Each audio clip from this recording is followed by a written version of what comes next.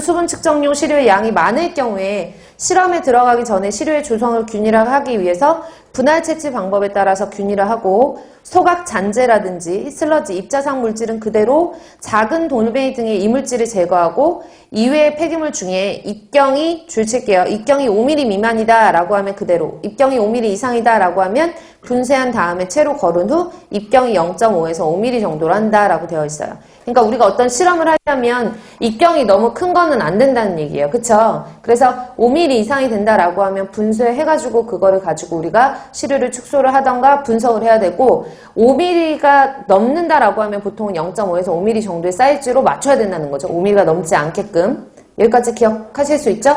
그 다음에 두 번째로 시료의 분할 채취 방법이라고 되어 있는데 대시료, 그러니까 많은 양의 시료를 균일하게 혼합하고 혼화하여 측정에 필요한 적당량을 취하고 다음 시료의 분할 채취 방법 중 하나의 방법으로 균일을 하는데요. 첫 번째는 구획법이에요. 구획법은 모아진 대시료를 제가 이제 빨리 읽고 다시 한번 설명을 드리면 네모꼴로 10개 균일한 두께로 펴고요. 이것을 가로 4등분, 세로 5등분 해서 가로, 세로 20등분의 덩어리로 나누고 20개 각 부분에서 균등량을 취해서 혼합해서 하나의 시료로 만드는 방법을 말하고요.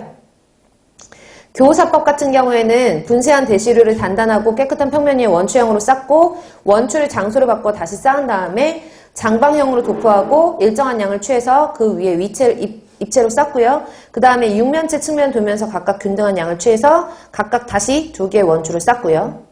하나의 원추는 버리고 나머지 원추는 다시 조작을 해서 적당 크기까지 줄인다. 무슨 말인지 하나도 모르시겠죠? 자, 지금부터 설명을 드릴게요. 별거 아니에요. 쓰레기를 내가 앞에서 폐기물을 채취를 해갖고 왔는데 양이 너무 많은 거예요. 그래서 너무 많았을 때 시료를 축소하는 방법에 첫 번째 구획법 나왔으니까 구획법부터 하시면 구획법은 4, 5, 20 이렇게 외우시면 돼요. 그래서 4, 5, 20 뭐냐면 가로와 세로를 몇 등분? 4등분과 5등분 해라. 그러면 구획법이라는 것은 가지고 채취를 해갖고 오는 쓰레기를 이렇게 네모꼴로 펼치는 거예요. 그러니까 모양을 보면 이런 식으로 정육면체 모양으로 쓰레기를 쌓는 거예요. 쌓은 다음에 가로를 몇 등분? 4등분. 그래서 가로를 4등분 하시고 세로를 몇 등분? 5등분을 하셔가지고 각각에서 조금씩 일정량을 취하는 방법이에요. 이해 가세요? 그렇게 하면은 일정량씩 취했다, 각각에서 일정량씩 취했다 그러면 처음보다는 어때요? 양이 줄잖아요. 그랬는데도 불구하고 또 크다라고 하면 또 얇게 펼쳐가지고 가로 4등분, 세로 5등분 해서 각각의 구획마다 일정량을 취해서 시료를 줄이는 방법이에요.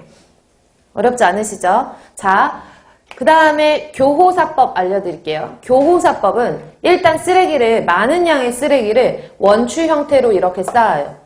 원추 형태로 쌓아요. 원추 형태로 이렇게 밑에서부터 위로 이렇게 원추 형태로 쌓은 다음에 그 다음에 장소를 바꿔서 다시 이 원추를 쌓아요. 무슨 말인지 이해 가세요? 이 원추 쌓아놓은 거를 위에 거를 아래로 가게, 중간 거를 중간으로 가게, 아래 게 위에 가게 쌓는다는 얘기예요. 섞어준다는 얘기예요. 이렇게 섞을 수가 없으니까 원추를 쌓아서 골고루 혼합되게끔 만들기 위해서 원추를 장소를 바꿔서 쌓는 거예요. 이해 가시나요?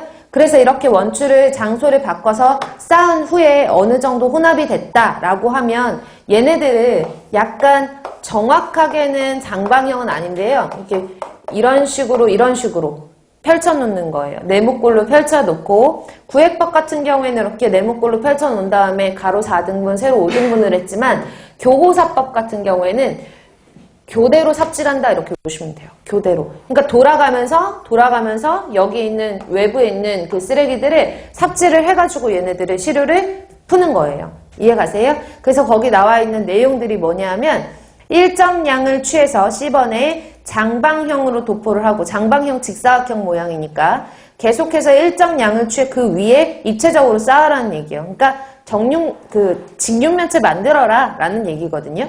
그 다음에 육면체의 옆면의 측면을 교대로 돌면서 각각 균등한 양을 취해서 2개의 원추를 쌓으래요.